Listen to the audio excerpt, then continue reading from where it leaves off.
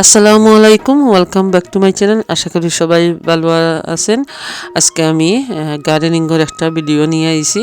আশা করি আপনাদের কাছে খুবই ভালো লাগবে। আর এই এখন তো মার্চ মাস চলে, তো এখন কিন্তু বীজ রোপণ করার সঠিক টাইম। তো আমি আজকে দেখাইলাম কোন জাতের বীজ রোপণ করলে অল্প দিনে ফলন পাইবা।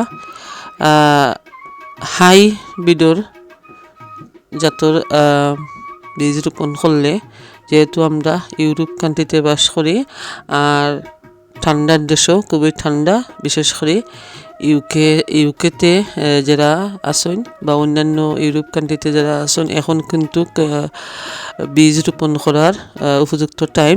তো আমি এখানেও কয়েক জাতর বীজ দেখাইলাম, বাংলা লাউ, উড়ি, শিম, এগুলা সবগুলা কিন্তু হাইব্রিড জাতর বীজ। আপনারা চাইলে শীতর দেশও ওগুলা রোপণ করতে পারবা। এখন যে আমি দেখাইলাম একটা শিমর বীজ, উড়ি বীজ, এগুলা কিন্তু আমাদের ঠান্ডা দেশের লাগি এগুলা কিন্তু খুবই ভালো। আপনারা এগুন এই জাতর বীজ যদি রোপণ করেন, আপনারা ইনশাল্লাহ ফলন পাইবা। শিম, উড়ি ধরবো এগুলা। আমি কিন্তু বরাবর আলহামদুলিল্লাহ আমি শিম আমার গাছে ধরছে, উড়ি। তো আপনারাও ওরকম ও জাতর বীজ যদি আপনারা রোপণ করেন, ঠান্ডার দেশেও আপনারা ফলন পাইবা। কারণ আমি রোপণ করছি, ফলন পাইছি, আর আপনার লগে শেয়ার করলাম।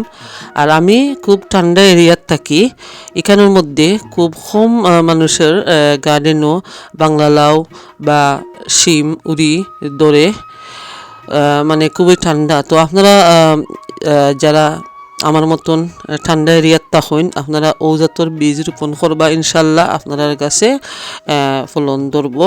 আর এটা হইল গিয়া খালা ধরনের বীজ, এটা হচ্ছে গিয়া চাইনিজ কুমড়ার বীজ। এগুলো আমি মানে 10-15 মিনিট আগে ভিজাইয়া রাখছি। তো আমি আজকে কিছু বীজ রোপণ করবো, আর আমি ঔজাতর লাউ এই বছর রোপণ করলাম। আমার কিছু বীজ আমার লাস্ট ইয়ার যেগুন আমি আনছিলাম, কিছু বীজ আমার রয়েছে, ওগুলো থেকে আমি মানে কুইক আমি রোপণ করলাম। তো ডাইরেক্ট ওভাবে আমি মাটির মধ্যে রোপণ করলাম। আর চাইনিজ কুমড়ার বীজ একটু ভিজাইয়া রাখছিলাম, এগুলো 2-3 বছর আগের পুরানা বেশি, দেখি গাছ উঠেনি। তো ওরকম কইরা আমি টবের মধ্যে, ছোটো টবের মধ্যে আমি রোপণ করলাম। তো আপনারা খুব কুইকলি ওভাবে রোপণ করতে পারবা। আর আমি দেরিতে কিন্তু আমি রেডি হয়েছি, মানে একটু বিজি আসলাম, এই জন্য আর কি মানে আমি আগ থেকে প্রিপারেশন নিতাম পারছি না। যেহেতু আমি গার্ডেনিং বালা পাই, এই জন্য আমি বীজগুলা রোপণ করলাম। আপনারা চাইলে ওরকম বীজ রোপণ কইরা একটা পলিথিনের সাহায্যে গুইরা ডাক্কা রাখতে পারবা। আর একটু গরম জায়গার মধ্যে রাখবা, বয়লারের উপরে আমি রাখবো, বয়লারের উপরে। তো আজকের ভিডিও যদি আপনারা কোনো উপকারে আয়, আর আপনার কাছে যদি ভালো লাগে, প্লিজ লাইক, কমেন্ট, শেয়ার করতে ভুলবা না। বেশি ভালো লাগলে ফ্রেন্ড ফ্যামিলির সাথে শেয়ার করতে ভুলবা না। আর আপনারা চাইবা ও জাতর বীজ রোপণ করার চেষ্টা করবা। ও জাতর বীজ রোপণ করলে আপনারা খুব সহজে আপনার গাছে লাউ ধরবো, শিম বা উড়ি ধরবো। তো আশা করি আপনারা এই ভিডিওটা আপনারা উপকারে আইব। আর দেখার পরে অবশ্য লাইক দিতে ভুলবা না। এখন আমি সবগুলা টব আমি কভার কইরা রাখি দিমু গরম জায়গার মধ্যে। তো আশা রাখি আরও আপনার সাথে শেয়ার করবো গাছগুলা কিলা উঠলো। ইনশাল্লাহ আপনারা ভালো থাকবা, সুস্থ থাকবা। সর্বশেষে আপনারারে আবারও রমাদান মুবারক জানাইয়া আমি শেষ করলাম।